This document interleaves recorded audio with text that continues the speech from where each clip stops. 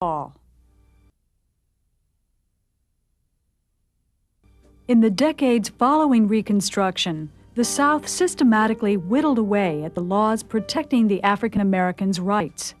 Southern whites ignored existing laws, then passed new Jim Crow laws that separated the races and forbade blacks from using schools, hotels, libraries, beaches, bathrooms, water fountains, the whole range of public life.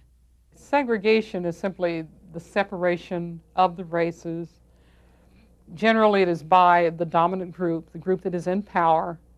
It can be based on the fact that they feel they are superior to one race, and it can assume really ludicrous proportions. In the United States, for instance, if you look at some of the old laws for segregation, there were laws that forbade blacks and whites who worked in the same building from looking out the same window. There were laws that said they could not use the same school books.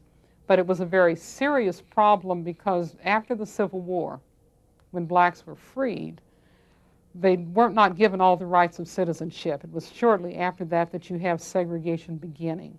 And what segregation did was impose upon blacks who were already at the bottom.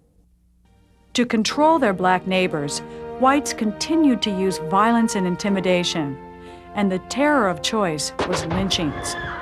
In 1892, white vigilantes killed more than 200 people for crimes real or imagined.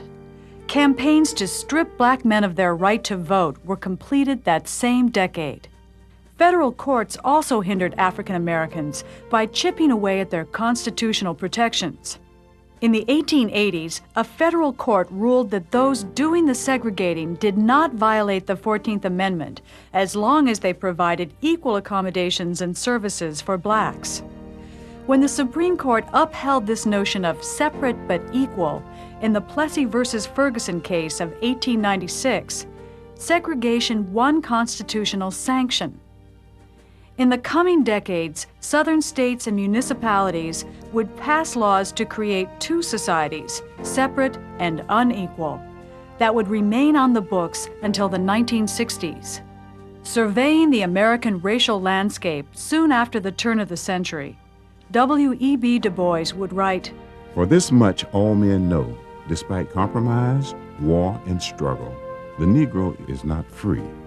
In the backwoods of the Gulf states, for miles and miles, he may not leave the plantation of his birth.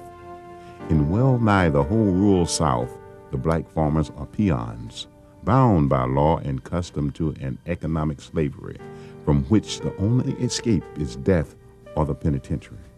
In the most cultured sections and cities of the South, the Negroes are a segregated servile class with restricted rights and privileges. Before the courts, both in law and custom, they stand on a different and peculiar basis. Taxation without representation is the rule of their political life. The problem of the 20th century is the problem of race."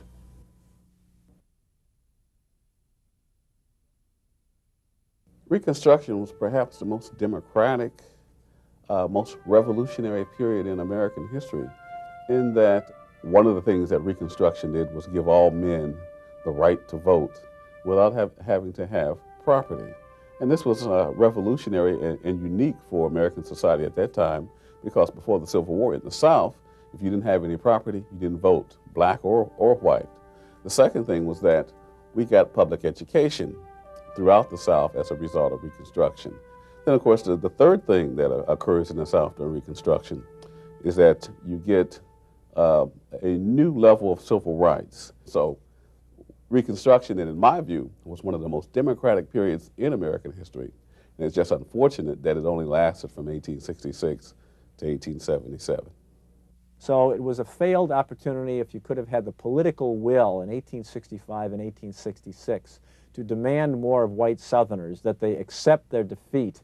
And part of the acceptance of that defeat would be a willingness to grant to their citizens among them, black citizens, an opportunity to get ahead economically and political rights so they can protect economic opportunity. That didn't happen.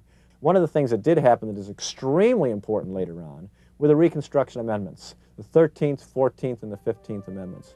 that in effect provided the constitutional groundwork for claims for full citizenship that would be made in the 20th century and most vigorously after World War II in the modern civil rights movement. Swept up in a period of unprecedented expansion and economic growth, Americans following Reconstruction dismissed the fate of African Americans as a Southern problem, best handled by the people who lived there. Attention now turned to America's bright future, which lay in the mines and fields of the American West, in the teeming immigrant neighborhoods and factories of the nation's booming industrial cities.